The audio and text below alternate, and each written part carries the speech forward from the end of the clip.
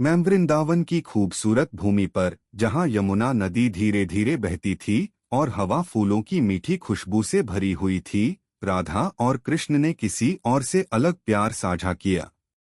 उनका बंधन खास था, खामोश मुस्कुराहट, चुपके से नजरें और कृष्ण की बांसुरी की मधुर संगीत से भरा हुआ। कृष्ण से प्यार करने वाले सभी लोगों में से राधा ही एकमात्र ऐसी थीं जो उन्हें सही मायने में समझती थीं। वह किसी और से बेहतर उनके दिल को जानती थीं। उनका प्यार शुद्ध और शाश्वत था। एक शाम राधा नदी के किनारे बैठी हुई सुनहरी सूर्यास्त देख रही थी। कृष्ण उसकी ओर बढ़े, उनका चेहरा खुशी से चमक रहा था।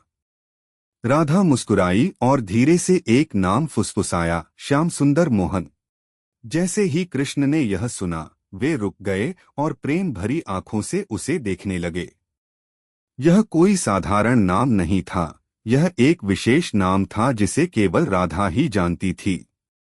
इससे कृष्ण को उनसे गहरा जुड़ाव महसूस हुआ। कृष्ण मुस्कुराए और बोले, राधा, केवल तुम ही मुझे इस नाम से पुकार सकती हो। राधा ने धीरे से हंसते हुए कहा, यह सिर्फ एक नाम नहीं है कृष्ण, यह मेरा दिल है जो तुम्हें पुकार रहा है। चाहे तुम कहीं भी हो, जब मैं यह कहूंगी, तुम हमेशा मेरे पास आओगे। और यह सच था। जब भी राधा फुसफुसाकर कहती, श्याम सुंदर मोहन, कृष्ण अपना सब कुछ छोड़कर, चाहे वह बांसुरी बजा रहे हों, गायों की देखभाल कर रहे हों या अपने दोस्तों से बात कर रहे हों, दौड़कर राधा के पास चले जाते। ऐसा लगता था मानो राधा की आवाज में उन पर जादुई शक्ति थी। अन्य गोपियां अक्सर आश्चर्य करती थीं कि राधा कृष्ण को क्या कहकर बुलाती थीं, जिससे वे इतनी जल्दी उनके पास आ जाते थे। उन्होंने पूछा, लेकिन कृष्ण केवल मुस्कुराए और कहा, यह मेरे और राधा के बीच का रहस्य है। राधा की सहेलियां ललिता और विशाखा छिपकर और सुनकर नाम जानने की कोशिश करती थीं, लेकिन वे कभी सुन नहीं पाती थीं। ऐसा लगता था मानो हवा उसे उड़ा ले गई हो और वह रहस्य बना हुआ हो।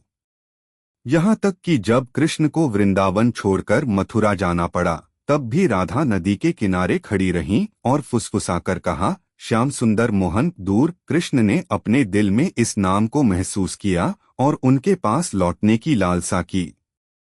वे कहते हैं कि आज भी, अगर आप वृंदावन के शांत जंगलों में अपनी आंखें बंद करके ध्यान से सुने, तो आपको राधा की कोमल आवाज कृष्ण का गुप्त नाम फुसफुसाते हुए सुनाई दे सकती है। उस जादुई पल में ऐसा लगता है जैसे कृष्ण कभी गए ही नहीं, उनकी उपस्थिति हवा में तैरती रही, हमेशा सुनती रही, हमेशा पास रही। अगर आपको वीडियो पसंद आए तो कृपया सब्सक्राइब करें। राधे राधे।